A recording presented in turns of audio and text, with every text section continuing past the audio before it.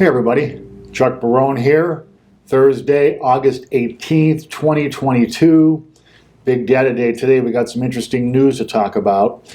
Before we get into the show though, I just want to say, like I always do, thank you very much for your support. We appreciate you guys, your support for the channel and the videos. We have a lot of loyal people who've been watching us pretty much since day one. I want you to know, and I'm going to say it pretty much every day, how grateful we are for your guys' support. In the markets today, well, it was kind of a mixed day in the markets today. Stocks had a small up day across the board, nothing real negative, nothing super positive.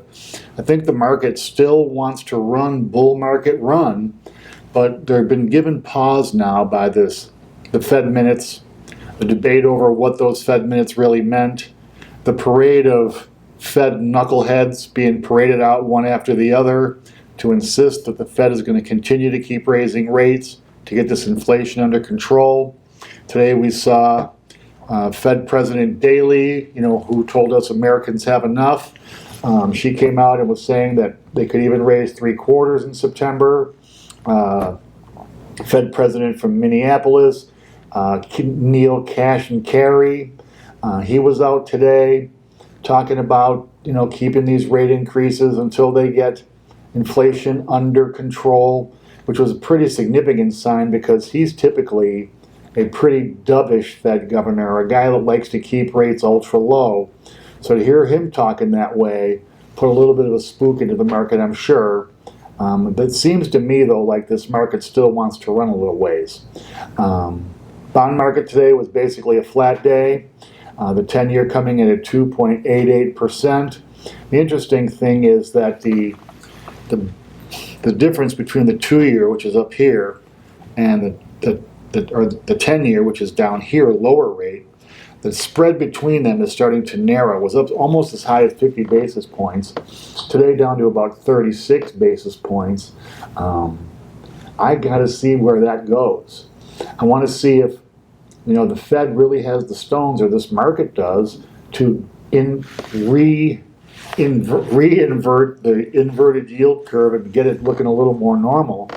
I think that forces in the market are doing everything they can do to kind of keep the American psyche away from this idea of a recession. And this is a little more signs of some of this stuff. It's kind of the bond market's just been behaving crazy. The dollar today rallies again, a strong rally, 107.5 on the dollar index. There's really no challenger for the dollar right now out there, guys.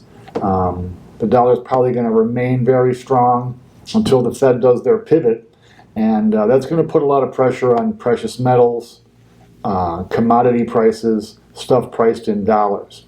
Metals today under a little bit of a pressure because of that strong dollar, down small.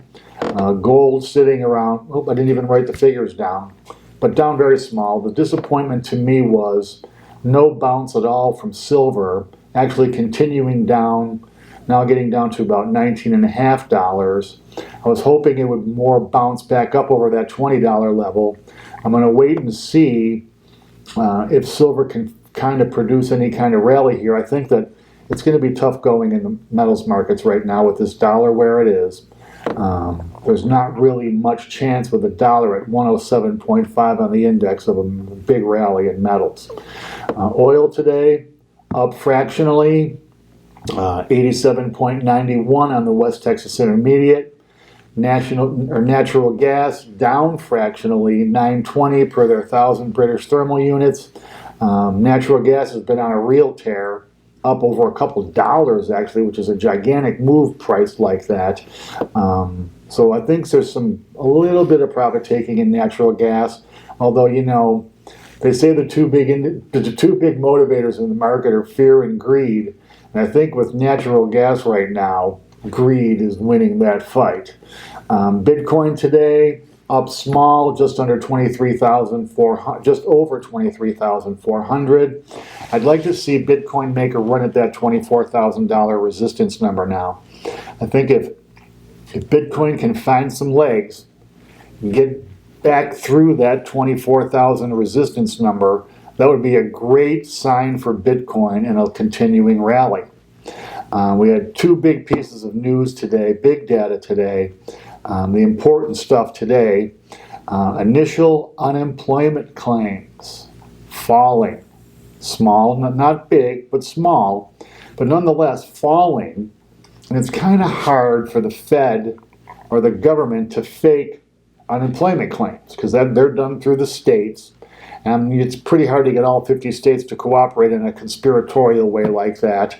So I believe these numbers.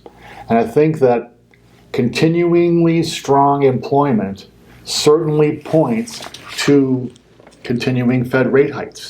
I think that as long as this market, the unemployment numbers stay down, it's going to force the Fed to keep raising rates.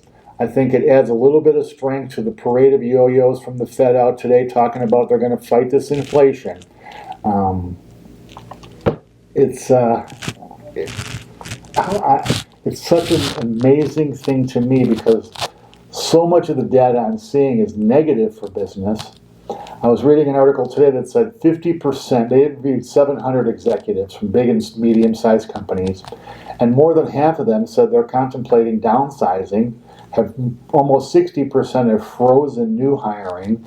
45% are rescinding offers they made.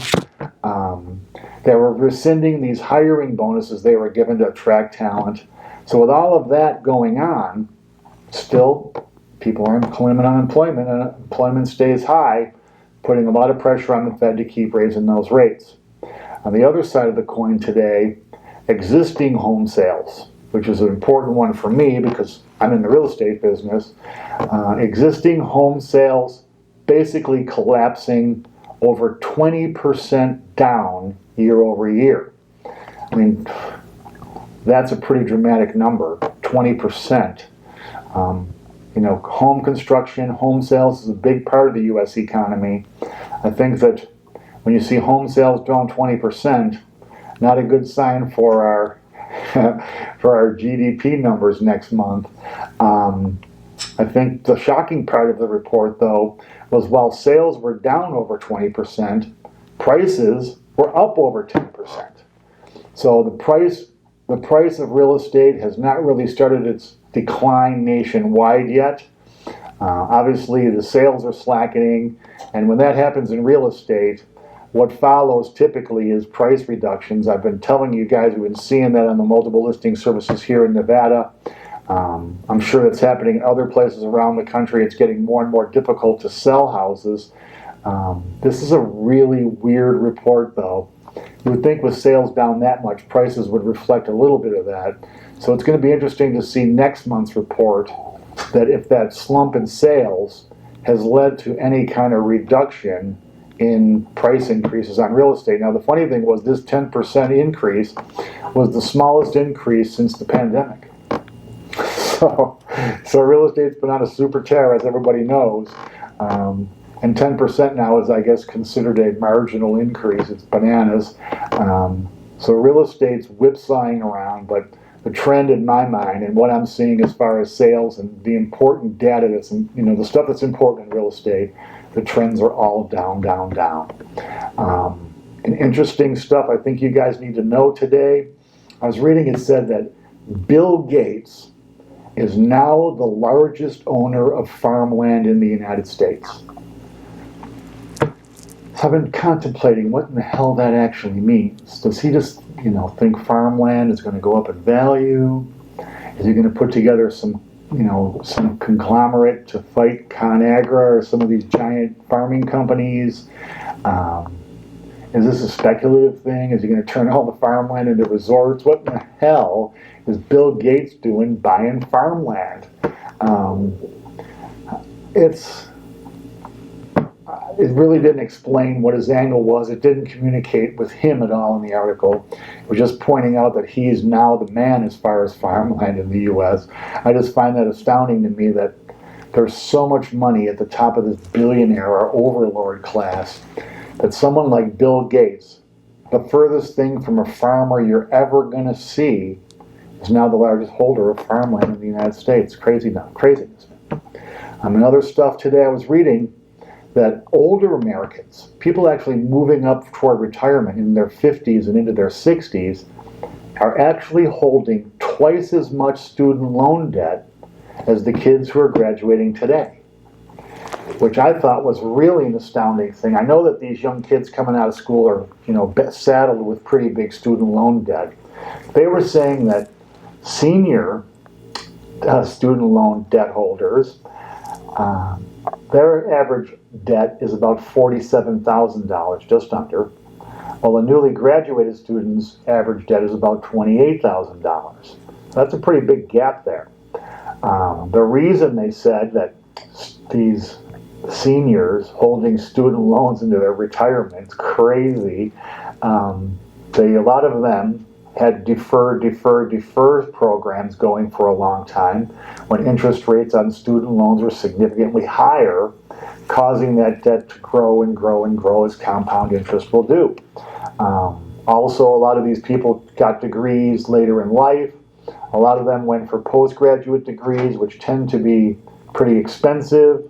Your MBAs and going to be doctors and lawyers and stuff. Typically, those tuitions are higher than your general four-year undergrad degree tuitions are. So I just thought that was astounding that people now are holding student loan debt into their retirements. I've become aware of the debt trap over the past 10 years or so. But apparently they've been laying this trap for a lot longer than I've been aware of it. Senior citizens holding student loan debt, man. Just crazy. Another interesting little tidbit, Walmart came out with a report that says their high-income shoppers are now looking for bargains in the supermarket, at Walmart supermarkets. So they're looking for sales, they're buying more sales, they're being less picky about brand names than they have in the past. So this food inflation, as opposed to just general inflation, but food inflation is even starting to affect higher income shoppers. And another little bit of interesting news today, not really financial news, but more political. Trump Organization former Chief Financial Officer Alan Weisselberg pled guilty in federal court today to tax charges. He pled guilty to 15 felonies, man. That's a pretty big number. I think that I guess part of his plea deal was that they would only sentence him to 5 months in prison and 5 years of probation after, along with $2 million in restitution, in exchange for his testimony when they go against the Trump Organization itself, which he has promised to testify and tell the truth. Now, I think that Mr. Weisselberg here is not going to be a kind of guy who's a cooperating witness. When if you have to plead guilty to 15 felonies, that tells me that you're probably not the typical rat who's going to roll over and even tell lies if they have to get the next guy up on the ladder in bigger trouble than you are. So I thought that was an interesting little tidbit that I'd like to get your opinion on this. You think that this guy is going to testify against Trump and the Trump Organization, or you think he's going to play it like it looks like 15 felonies is, where he'll testify, but he's certainly not going to go to bat for the government? To wrap things up today, guys, make this video a short one for a change. You'll remember when we first started talking, and I first started doing this show just a few months back, that I was talking about how this recession, and especially this giant correction I see coming in real estate, I kind of told everybody to picture that snowball at the top of the hill that starts small, and as it rolls down the hill, as it gathers speed and gathers more snow to itself, gets bigger and bigger and bigger and moves faster and faster and faster. And so far, this recession has been kind of a slow motion kind of thing. We're getting data, we're feeling the pain, immediate pain, because we all have to buy food and gas. We also people are paying rents, and are seeing those prices start to really go. But I think now, with real estate sales dropping 20% year over year, certainly the correction in real estate snowball is really starting to get some steam now going downhill. We'll see how much it picks up over the coming months. And as far as the recession goes too, I think that fears of this recession have people are pushing it back in their head like this is not really going to be any kind of real recession. The stock market's certainly been responding that way. I think that they felt like the economy was strong enough where they could beat back inflation and the Fed wouldn't have to keep raising rates. I think that notion has kind of been put to the wayside here over the past day or two. As you can see by some of the reactions in the market to those expectations, as this snowball's starting to gain some steam now, guys. So we're going to watch this data for you guys. We're going to report on this stuff repeatedly to let you know where we are in the cycle. We still have at least another year to go in this recessionary down cycle. So we'll see if what I've been saying is right. So far I've been pretty close. Recession's just starting to gain some steam now. The markets refuse to believe it. Like I said when I was talking about stocks earlier in the report, I think this market really feels bullish. I don't know how though. I mean, when you have personal and consumer debt skyrocketing, corporate debt, government debt, everything's going up, debt, those cycles never go on forever. No cycle does. And I think we're about to get a little bit of a pause in this debt bubble as people start to go, wait a minute, I'm going to take on more credit card debt here. Rates are going up at the same time. These payments don't look like they used to. It's all going to be super very interesting. Anyway, guys, that's all I got for the day. I really appreciate your time. I appreciate your guys' support for the channel. As always, if you like what you're hearing, hit the like button. Ask your questions in the comment section. If you haven't already subscribed, don't forget to click the little bell to make sure you get your notifications. For more in-depth questions, email me at askchuckbarone@gmail.com. I mean, on top of those, pretty good. I have just a couple more left. So I'm looking for some new questions to answer. Take care of you guys. Try to help you be on your way. In the meantime, save your pennies. Try not to add on any new debt. Take care of your business. This recession's about to be felt everywhere. Until we talk again tomorrow, guys. Take care. Thanks.